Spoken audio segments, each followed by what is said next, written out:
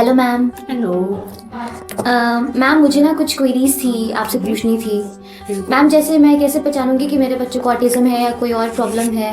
Ma'am पहले तो मुझे प्लीज़ ये एक्सप्लेन कर दीजिए ऑटिज्म क्या होता है। Okay, thank you. देखिए, ऑटिज्म एक ऐसी कंडीशन है जो आपके बच्चे के डेवलपमेंट को इफेक्ट करती है। अब डेवलपमेंट की बात करें तो आपके बच्चे का डेवलपमेंट या किसी भी बच्चे का डेवलपमेंट ऑल ओवर कनेक्ट किससे होता है? Physical development, cognition development, communication और सोशल डेवलपमेंट, राइट? तो जब बच्चे के इन 4-5 डेवलपमेंट में किसी भी फैक्टर में कोई दिक्कत आ रही होगी, जैसे उसका कॉग्निशन डेवलपमेंट अच्छा नहीं होगा उसकी एज के हिसाब से, उसकी माइलस्टोन के हिसाब से, और अगर वो सोशल इंटरेक्शन उसका अच्छा नहीं होगा, मे बी वो सोशल इंटरेक्शन करना चाह रहा है, मतलब उसका इंटरेस्ट है उस चीज़ पे, बट वो ये नहीं समझ पा रहा है कि वो सामने वाले से बात कैसे करे, या तो उसकी कम्युनिकेशन इतनी अच्छी नहीं है। कुछ बच्चे रिपीट्स करते हैं वर्ड्स को, सेंटेंस को रिपीट करते हैं। आपने देखा होगा जनरली बच्चे आजकल की जो आपकी ये हुकूमतें चूचू टीवी की जो राइम्स हैं इनको रिपीट ज़्यादा करने लगे हैं। एक्चुअल में उन्हें अपनी ही मदर टंग को बोलने में, मतलब जैसे घर पे बात हो रही है वैसे उसको नहीं कॉपी करके वो आजकल की जो स्क्रीनिंग है, जो हमारी टीवी में, जो हमारे फ़ोन्स में चीज़ें चल रही हैं उसको कॉपी करना ज़्यादा प्रेफर करते हैं। तो ये सब एक जनरल सिम्टम्स हो सकते हैं आपके ऑटिज्म के। ओके मैम, इनके टाइप्स क्या होते हैं? अब देखिए, टाइप बात करें तो जनरली टाइप्स तो आपके बहुत से हैं, लेकिन जो एक्चुअल में अभी हमारे बच्चे फेस कर रहे हैं वो दो हैं आपके। एक तो है क्लासिक ऑटिज्म, ठीक है, क्लासिक ऑटिज्म, एक दूसरा है virtual autism. Okay ma'am, virtual autism क्या होता है? देखो, वर्चुअल ऑटिज्म को समझने के लिए पहले तो आपको क्लासिक ऑटिज्म समझना जरूरी है। Yes ma'am. राइट, क्योंकि क्लासिक ऑटिज्म जनरली 3 साल से पहले ही बच्चे को पता चल जाता है। मतलब आपका बच्चा जब क्रॉलिंग के स्टेज पे आता है, या चलने के स्टेज पे आता है, या बैठने के स्टेज पे आता है, उसी स्टेज से आप ये समझ जाएंगे कि उसको ऑटिज्म है। अब दिक्कत यहाँ आती है कि ये समझना मुश्किल होता है, क्योंकि कुछ पेरेंट्स ये बोलते हैं कि मैम मेरा बच्चा हो सकता है अभी भी बैठ रहा है, हो सकता है बाद में बैठे, या अभी वो वॉक कर नहीं रहा है तो हो सकता है 1-2 महीने बाद वॉक करे, या वो अभी बोल नहीं रहा तो कुछ बच्चे देर में बोलते हैं। ये हमारे मिथ हैं जो हम लोग को उस समय तो अच्छे लगते हैं, लेकिन वो इश्यूज बन सकते हैं आपके फ्यूचर में। राइट, अब जैसे क्लासिक ऑटिज्म की बात करें तो बच्चे के फेशियल एक्सप्रेशन अप्रोप्रिएट नहीं होते हैं।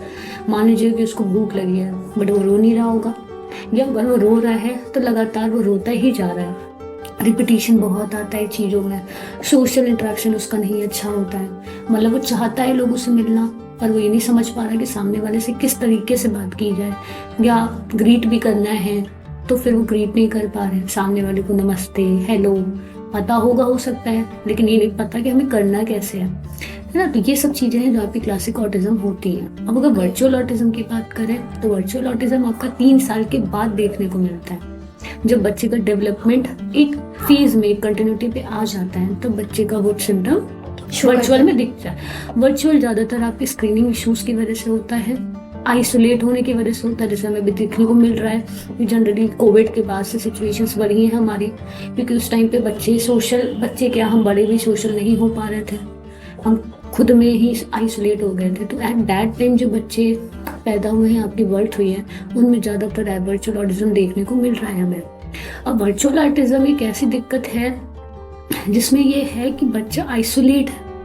अब आइसोलेट में ऑब्वियसली उसकी सोशल इंटरेक्शन बहुत पुअर होती है। क्लासिकल ऑटिज्म में सोशल इंटरेक्शन उतना पुअर नहीं होता है। तो कुछ डिफरेंसेस हैं हमारे जो मैं आपको आगे बताऊंगी। Okay ma'am. और कुछ क्वेश्चंस? मैम हम ये मैम जैसे क्लासिकल ऑटिज्म या वर्चुअल ऑटिज्म आपने बताया, तो उसके लिए हम क्या कर सकते हैं? मतलब हम खुद से क्या कर सकते हैं, या उनके लिए क्या थेरेपी ले सकते हैं? क्या क्या थेरेपी लेने से पहले अगर आप जनरली देख रहे हो, तभी आप भूल जाओ कि आपके बच्चे को क्लासिकल है कि वर्चुअल है। ये तो बहुत बहुत अवेयर पेरेंट्स के लिए, जिनको चीज़ें पता होंगी। उसने गूगल किया कि ये मेरे बच्चे को प्रॉब्लम आ रही, तो गूगल ने आपको आंसर दिया कि मे भी आपके बच्चे को ऑटिज्म है। लेकिन जनरली जब आपका बच्चा 6 या 7 महीने का होता है, आप उसी टाइम पे आपको कुछ रेड फ्लैग्स दिखना स्टार्ट हो जाएंगे। जैसे आप अगर कुछ आवाज़ दे रहे हो तो बच्चा अपनी गर्दन नहीं हिला रहा, उस आवाज़ की तरफ अपनी आई मूवमेंट नहीं कर रहा है, या नेक मूवमेंट नहीं कर रहा वो, या ज़्यादा से ज़्यादा अपनी बॉडी को बैलेंस नहीं कर पा रहा है। उसकी ग्रिपिंग, जैसे आपने बॉल पकड़ा दी, देखिए वो होल्ड कर पा रहा है या नहीं। या आप जब बच्चा बैठने के पोजीशन पे आया तो वो फिजिकली कितना फिट है, राइट, आई कांटेक्ट कितना दे रहा है। जनरली बच्चे 6-7 महीने पे अपने पेरेंट्स को या जो उनसे बात करता है वो एकदम फिक्स होकर देखना स्टार्ट कर देते हैं। तो ये कुछ कुछ माइनर्स रेड फ्लैग्स हैं जिससे आप ये समझ सकते हैं कुछ तो इशू है। जनरली नहीं कि उसको ऑटिज्म ही हो, ऐसा कुछ डिक्लेरेशन आपका 5 साल से पहले नहीं हो सकता।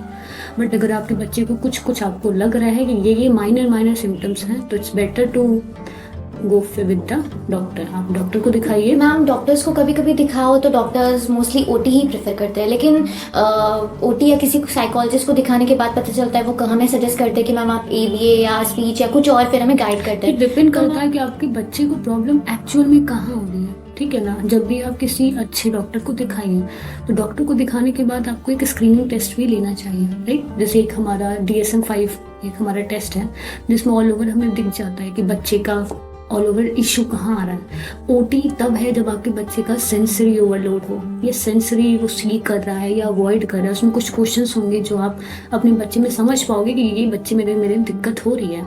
जैसे वो टेक्टाइल इशू हो गई आपकी, मतलब टेक्सचर से रिलेटेड, है ना। तो ये सब दिक्कतें हैं जो आप पता कर सकते हो। अगर आप ये सोच रहे हो कि स्पीच, तो स्पीच थेरेपी भी आपको एक डायग्नोस के बाद ही पता चलेगी, राइट। और स्पीच में भी ये होता है कि कुछ पेरेंट्स बोलते हैं कि मेरा बच्चा मैम डिमांड भी नहीं बोल रहा है, राइट, या वो सेंटेंस रिपीट ज़्यादा कर रहा है, रिपीटेशन है, इकोलेलिया है, फ्रेसेस, सेंटेंस, ये सब रिपीट कर रहा है वो। तो उस टाइम पे बेटर है कि आप एक स्पेशलाइज लोगों को मिलिए, उनसे बात करिए और एक प्रॉपर स्क्रीनिंग टेस्ट कराइए। क्योंकि आप लोगों के कहने पे 4 थेरेपी लेके अपने बच्चे को में और इम्प्रूवमेंट नहीं ला पाओगे। इट्स बेटर कि आप अच्छी थेरेपी लीजिए, लिमिटेड थेरेपीज लीजिए जो एक्चुअल में आपके बच्चे को फ़ायदा देगी। सबसे better therapy no doubt occupation therapy है। बट आज की जनरेशन में बच्चों को बिहेवियर थेरेपी बहुत इंपॉर्टेंट रोल प्ले कर रहा है। क्योंकि अगर बच्चा एफर्ट्स खुद से नहीं करना चाहेगा, आप उसको ज़बरदस्ती कुछ भी नहीं करा पाएंगे, उसकी समझ नहीं विकसित होगी, तो बच्चा बोल तो लेगा लेकिन बच्चा फिर डिमांड पे नहीं बोलेगा। इसलिए हर एक थेरेपी अपने में इम्पॉर्टेंट है।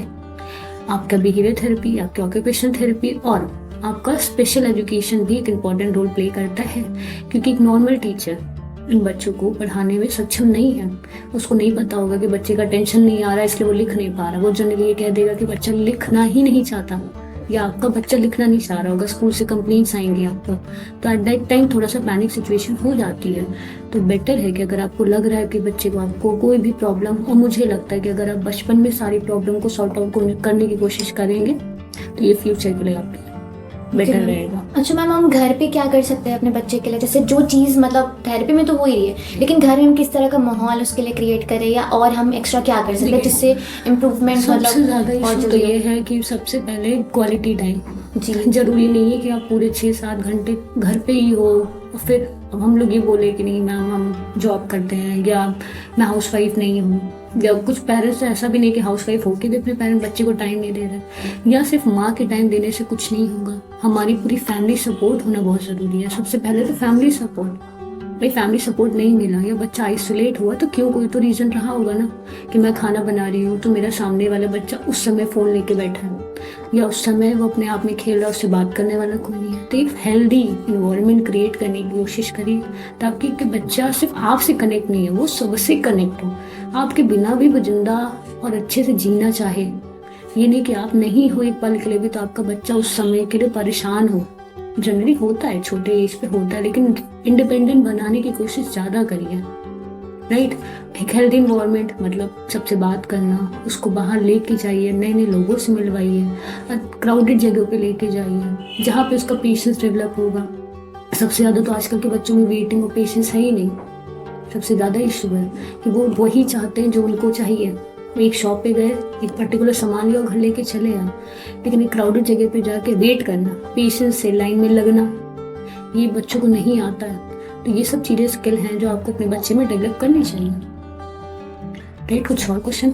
No ma'am, thank you so much ma'am. Okay, welcome.